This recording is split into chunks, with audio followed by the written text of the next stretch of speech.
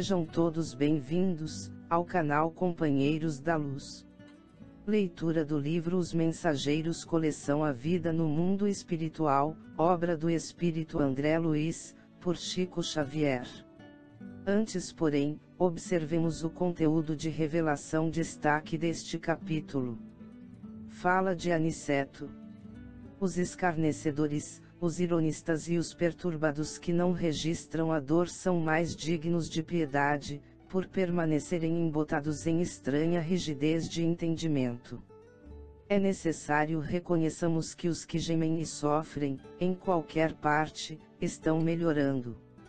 Iniciemos então a leitura do capítulo 27. O caluniador.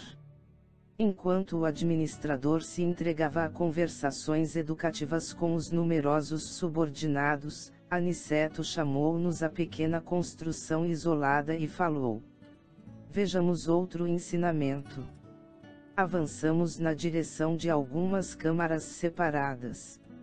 Nosso instrutor abriu uma porta e vimos um louco, que parecia fundamente irritado. Fixou em nós o olhar inexpressivo e gritou fortemente.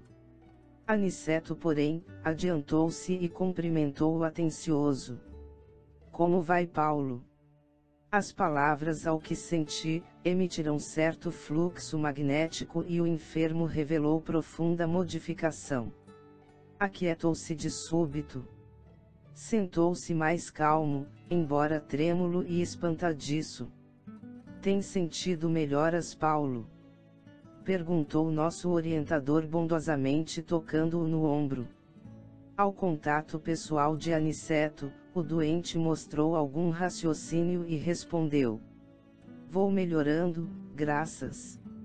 À vista da expressão reticenciosa, o instrutor falou em tom firme, como se desejasse auxiliar-lhe a vontade enfraquecida.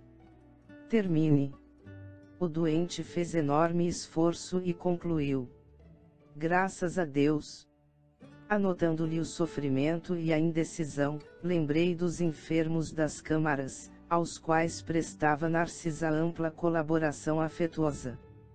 Percebendo-me as íntimas considerações, disse o mentor esclarecido: veem a diferença entre os que dormem, os que estão loucos e os que sofrem.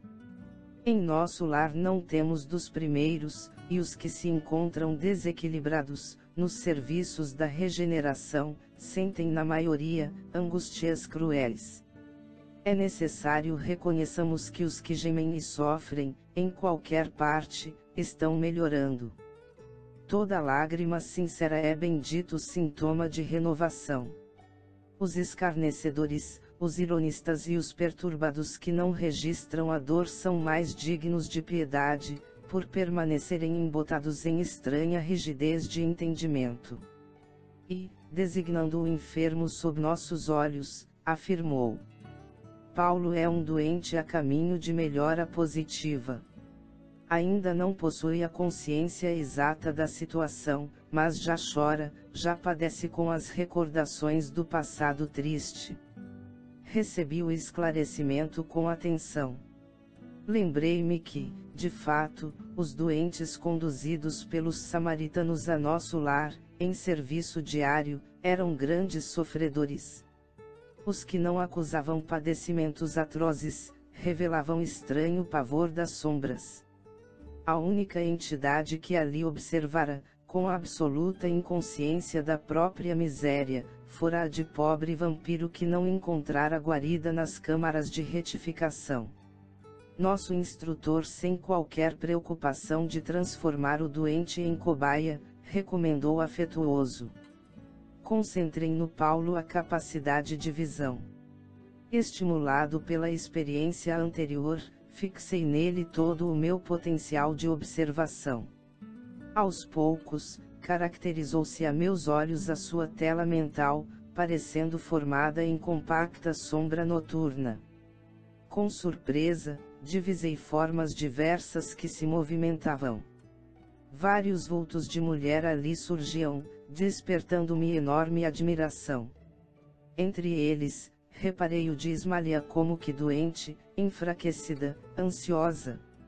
Alguns homens passavam igualmente, mostrando desesperação, e notei nessas imagens, o próprio Alfredo a evidenciar cansaço e extrema velhice prematura.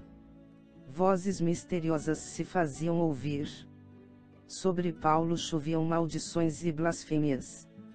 As mulheres pareciam acusá-lo clamorosamente. Os homens davam ideia de perseguidores ferozes, ocultos no mundo interior daquele enfermo estranho. Observando, porém, que os vultos de Ismalia e Alfredo se movimentavam naquele painel escuro, não pude sofrear a curiosidade e interrompi o minucioso exame, voltando a conversar com o nosso orientador, perguntando: como explicar o fenômeno? Estou assombrado. Antes, porém, que pudesse expressar maiormente o espanto que me dominara, Aniceto ajuntou: já sei. Admira-se da presença de Ismalia e do seu marido nas memórias do passado do enfermo. E, ante a minha perplexidade, continuou: lembram-se da história de Alfredo. Temos diante de nós o falso amigo que lhe arruinou o lar. Paulo, contudo, não somente cometeu a ingratidão, como envenenou o espírito de outras senhoras, traiu outros amigos e destruiu a alegria e a paz de outros santuários domésticos. Observando Ismalia aflita e Alfredo desesperado, nas recordações dele, vemos as imagens criadas pelo caluniador, para seus próprios olhos. Nossos amigos deste posto evoluíram, transpuseram a fronteira da mágoa, escaparam aos monstros do ódio, vestem-se hoje de luz. No entanto, Paulo os vê como imagina, para a correção de suas culpas. O criminoso nunca consegue fugir da verdadeira justiça universal, porque carrega o crime cometido, em qualquer parte. Tanto nos círculos carnais, como aqui, a paisagem real do espírito é a do campo interior. Viveremos de fato, com as criações mais íntimas de nossa alma. Reparando-me a dificuldade para compreender de pronto, Aniceto prosseguiu, depois de pequeno intervalo. Para melhor elucidação, recordemos a crucificação do Mestre Divino. Sabemos que Jesus penetrou na glória sublime logo após a suprema dor do Calvário, entretanto, estamos ainda a vê-lo frequentemente pendurado na cruz, martirizado pelos nossos erros, flagelado pelos nossos açoites, porque a visão interior a isso nos compele. A condenação do Mestre foi um crime coletivo e esse crime estará conosco até ao dia em que nos vestirmos na divina luz da redenção. O esclarecimento não poderia ser mais lúcido. Sentia-me diante de nobre revelação. O dever possui as bênçãos da confiança, mas a dívida tem os fantasmas da cobrança, tornou o generoso mentor com grave acento. Readquirindo a serenidade, interroguei: mas Paulo veio ter casualmente a este posto? Não, respondeu Aniceto atencioso. Foi trazido pelo próprio Alfredo, que se sentiu necessitado de disciplinar o coração.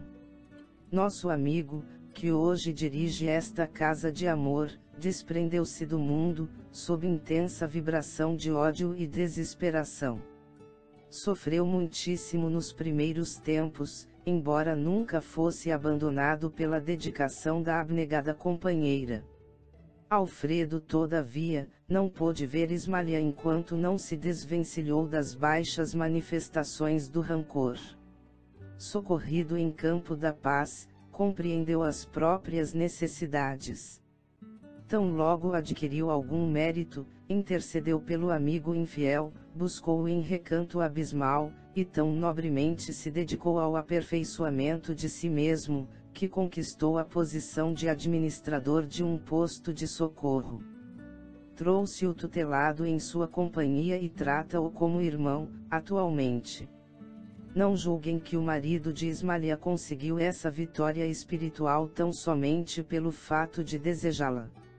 Ele desejou-a, procurou-a, alimentou-a, e agora, permanece na realização. Há muitos anos conversa com Paulo diariamente. Nos primeiros tempos, aproximava-se do enfermo como necessitado de reconciliação. Depois, como pessoa caridosa. Mais tarde adquiriu entendimento, comparando situações. Em seguida, sentiu piedade, logo após, experimentou simpatia e, presentemente, conquistou a verdadeira fraternidade, o amor sublime de irmão pelo ex-inimigo. Fazendo pequena pausa, voltou a dizer, espirituosamente: como veem, o ensinamento de Jesus, quanto ao bater e abrir-se-vos-á, é muito extenso. No plano da carne, insistimos à porta das coisas exteriores, procurando facilidades e vantagens, mas, aqui, temos de bater a porta de nós mesmos, para encontrar a virtude e a verdadeira iluminação. Vicente, que até então se conservara calado, perguntou: Paulo todavia permaneceria aqui indefinidamente? Nosso instrutor fez um gesto significativo e concluiu: voltará breve à terra. Ismalia tem feito a seu favor inúmeras intercessões e não deseja que ele, ao retomar a razão plena, se sinta humilhado, com o benefício das próprias vítimas. Uma das irmãs, por ele caluniada no mundo, já voltou ao círculo carnal, e a abnegada esposa de Alfredo pediu-lhe que recebesse Paulo como filho, tão logo seja oportuno. Chegamos ao final deste capítulo. Não percam o próximo de número 28. Vida social. Muito obrigado, boa reflexão, que Jesus abençoe a todos.